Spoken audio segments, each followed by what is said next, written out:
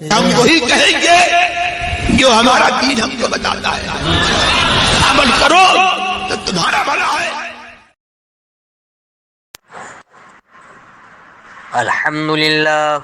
الحمد للہ وکفا وسلام علی عباده الذین اصطفى اما بعد فاعوذ باللہ من الشیطان الرجیم بسم اللہ الرحمن الرحیم واما من خاف مقام ربه ونهى النفس عن الهوى فان الجنة هی المأوى۔ رفیقان گرامی، آج خواہشات نفس کی مذمت کے تعلق سے گفتگو کرنا ہے۔ جو انسان خواہشات نفس کی پیروی میں مصروف ہے اور حلال و حرام کو نہیں دیکھ رہا ہے، حلال ہے تب بھی اس کی پیروی کر رہا ہے اور حرام ہے تب بھی اس کی پیروی میں لگا ہوا ہے، تو آئیے قرآن و حدیث کی روح سے جائزہ لیا جائے کہ جو لوگ اپنے نفس کے پیچھے چلتے ہیں اور اپنے نفس کی مانتے ہیں اور شریعت کے قانون کو پس پشت ڈالتے نظر آتے ہیں، ان کی مذمت کس طریقے سے وارد ہوئی ہے اور ان لوگوں کی دنیا اور آخرت دونوں برباد ہو جاتی ہے۔ آئیے درود پاک کا نذرانہ پیش کیا جائے۔ اللہم صلی علی سیدنا و مولانا محمد وبارک وسلم صلاۃ و سلاما علیک سیدی یا رسول اللہ صلی اللہ تعالی علیہ وسلم۔ حضرت عبداللہ ابن عباس رضی اللہ تعالی عنہما نے ارشاد فرمایا، الہوی الہ یعبد من دون اللہ، ثم تلا قولہ تعالی افرأیت من اتخذ الہہ ہواہ۔ فرماتے ہیں کہ خواہش نفس کی پیروی اور خواہشات نفس کے پیچھے چلنا ایک ایسا معبود ہے یہ جو اللہ کے سوا جس کی پرستش گویا کہ کی جاتی ہے، یعبد من دون اللہ۔ اور اس کے بعد پھر حضرت رئیس المفسرین حضرت عبداللہ ابن عباس رضی اللہ تعالی عنہما نے اللہ تبارک و تعالی کے قول افرأیت من اتخذ الہہ ہواہ کی تلاوت کی، جس کا صاف مطلب یہ ہے افرأیت من اتخذ الہہ ہواہ، کیا تم نے دیکھا جس نے اپنی خواہش کو اپنا معبود بنا لیا؟ کیا تم نے اس انسان کو دیکھا کہ جس نے اپنی خواہش کو اپنا معبود بنا لیا؟ اس آیت کریمہ سے پتہ چلا کہ انسان جو اپنے نفس کی خواہش کی تکمیل میں لگا ہوا ہے کہ کسی بھی طریقے سے میری دنیا بن جائے، کسی بھی طریقے سے میں مال و منال حاصل کر لوں، کسی بھی طریقے سے میں دنیا کے اندر سرخ رو ہو جاؤں، چاہے مجھے کچھ بھی کرنا پڑے اس کے لیے خواہشات نفس کی تکمیل چاہے حلال کی صورت میں کرنا پڑے یا حرام کاموں کا ارتکاب کر کے کرنا پڑے، بہر صورت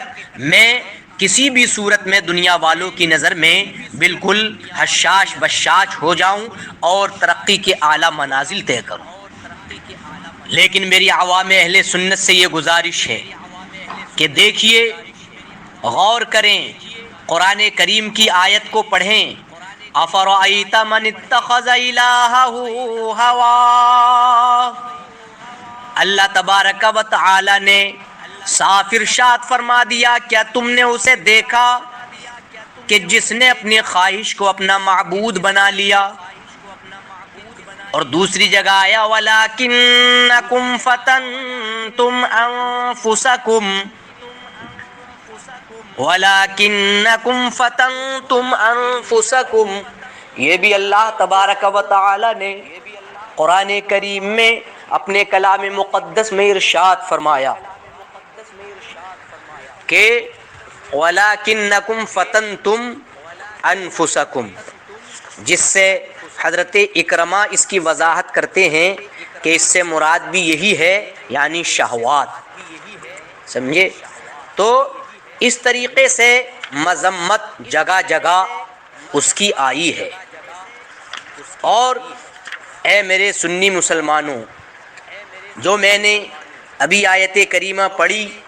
وَلَٰكِنَّكُمْ فَتَنْتُمْ أَنفُسَكُمْ، مگر تم نے اپنی جانیں فتنے میں ڈالی، تو تم نے اپنی جانیں فتنے میں ڈالی کفر و نفاق اختیار کر کے۔ لیکن حضرت اکرمہ نے اس کی تفسیر یعنی بالشہوات سے کی ہے، یعنی تمہارے نفس نے کفر اختیار کرنے کو چاہا تو کفر کو ترجیح دی العیاذ باللہ رب العالمین، اور تمہارے نفس نے نفاق اختیار کرنے کو چاہا تو تم نے نفاق کو ترجیح دی العیاذ باللہ رب العالمین۔ تو حضرت اکرمہ نے اس ارشاد باری تبارک و تعالی کے تحت یہی فرمایا کہ انسان نے، تم لوگوں نے اپنی جانوں کو فتنے میں ڈالا۔ اس فتنے میں ڈالنے کا مطلب کیا ہے؟ مطلب یہی ہے کہ تم نے اپنی مرضی سے، کسی انسان نے کفر اختیار کیا تو کفر میں مبتلا ہو گیا معاذ اللہ، اور کسی نے نفاق اختیار کیا تو نفاق میں مبتلا ہو گیا معاذ اللہ، اور مطلب یہ ہے طریقے برے کاموں میں مبتلا ہو گیا۔ تو اے میرے سنی بھائیوں، میں آپ کو یہ پیغام پہنچانا چاہتا ہوں، اگر اللہ کے محبوب و مقدس بندے بننا چاہتے ہو اور اللہ کے برگزیدہ بندہ بننا چاہتے ہو تو ضروری یہ ہے کہ خواہشات نفس کی پیروی سے بالکل دور ہو جاؤ اور اپنے آپ کو اس میں لگا لو کہ جس چیز کا اللہ اور اس کے رسول صلی اللہ تعالی علیہ وآلہ وسلم نے حکم دیا ہے، سمجھے؟ اور دوسری جگہ ارشاد فرمایا گیا وَغَرَّتْكُمُ الْأَمَانِيُّ حَتَّى جَاءَ أَمْرُ اللَّهِ وَغَرَّكُمْ بِاللَّهِ الْغَرُورُ۔ یہ بھی فرمایا گیا کہ آرزوؤں نے، امیدوں نے تمہیں دھوکے میں مبتلا کر دیا یہاں تک کہ اللہ کا حکم آیا، یعنی موت آئی۔ وَغَرَّكُمْ بِاللَّهِ الْغَرُورُ، اور اس کی وضاحت بھی جگہ جگہ ملتی ہے کہ شیطان نے تمہیں اللہ تبارک و تعالی نے جو احکام کا یعنی حکم دیا نمازیں پڑھنے کا اور بھی شریعت کے قوانین پر عمل کرنے کا، تو شیطان نے تم کو اس سے دھوکے میں ڈال دیا۔ اور بہت ساری احادیث طیبات میں بھی نبی کریم صلی اللہ تعالی علیہ وسلم نے فرمایا، آقا کریم صلی اللہ تعالی علیہ وسلم نے فرمایا طاعت الشہوت داء وعصیانها دواء، کہ شہوت کی ماننا، اپنے خواہشیں یعنی نفس کے خواہش کی ماننا اور خواہش نفس کی تکمیل کرنا یہ بیماری ہے، اور اس کی نافرمانی کرنا یہ اس کا علاج ہے۔ اگر آپ کا نفس یہ چاہ رہا ہے کہ مجھے بڑا کر کے پیش کیا جائے، دنیا والوں کے سامنے میرا چرچا ہو، دنیا والوں کے سامنے میرا جاہ و جلال بالکل سب ماننے لگیں اور میں پورے جہان کے اندر چھا جاؤں، مشہور ہو جاؤں، تو یاد رکھو یہ حقیقت میں تباہی اور بربادی کا ذریعہ ہے۔ بلکہ جو بھی آپ کام کریں، نیک عمل کریں، اس کا مقصد یہ ہونا چاہیے کہ اس کام سے، اس نیک کام سے اللہ راضی ہو جائے اور اس کا رسول راضی ہو جائے۔ طاعت الشہوت دواء، طاعت الشہوت داء وعصیانها دواء۔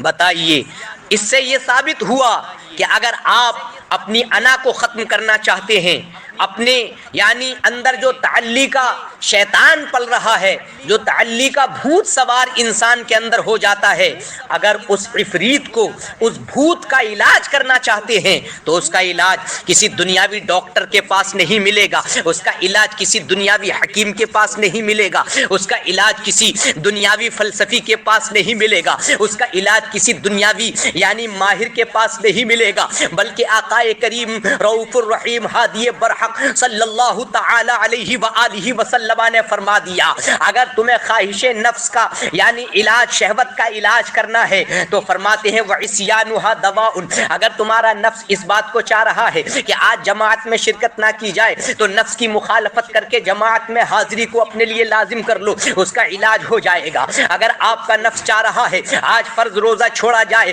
تو اس خواہش نفس کی مخالفت کر کے روزے کو اپنے اوپر لازم کر کے روزہ رکھ لو، تو خواہش نفس کی مخالفت، جب نفس کی مخالفت ہو گئی تو یہی مخالفت اس بیماری کا علاج بن گیا ہے۔ آپ کا نفس یہ چاہ رہا ہے آج گناہ کا ارتکاب کروں تو اس کی مخالفت کرو، گناہوں کے ارتکاب سے بچ جاؤ گے، یہی اس کا علاج ہے۔ آپ کا نفس یہ چاہ رہا ہے کہ آج قرآن کریم کی تلاوت نہ کی جائے تو اس نفس کی مخالفت کر کے قرآن کریم کی تلاوت کرو، تو انشاءاللہ جب اس طریقے سے خواہشات نفس کی مخالفت کر کے اس کا علاج کرو گے تو میں دعوے کے ساتھ کہتا ہوں کہ یہاں بھی کامیاب ہو جاؤ گے اور آخرت میں بھی کامیاب و کامران ہو جاؤ گے۔ اور ایک جگہ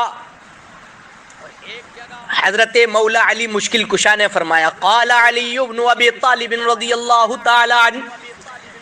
کہ حضرت علی بن ابی طالب رضی اللہ تعالی عنہ نے ارشاد فرمایا، اخاف علیکم اثنتین،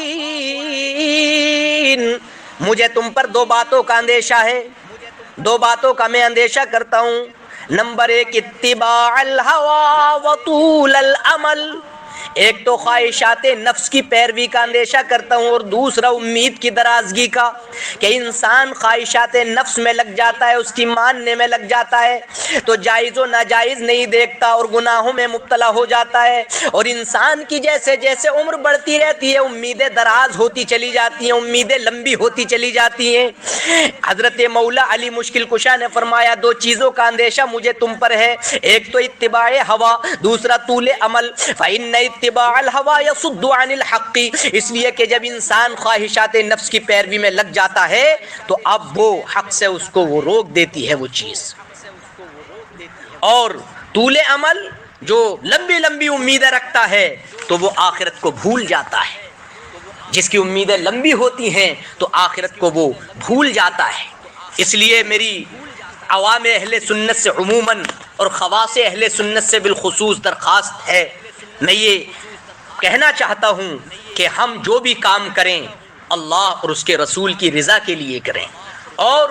ہم اس طریقے سے اگر کریں گے تو انشاءاللہ ہماری دنیا اور آخرت دونوں آباد ہو جائیں گی۔ میں دعا کرتا ہوں اللہ تبارک و تعالی ہم سب کو عمل خیر کی توفیق عطا فرمائے، دارین کی سعادتوں سے مالا مال فرمائے۔ وآخر دعوانا ان الحمد للہ رب العالمین۔ السلام علیکم ورحمۃ اللہ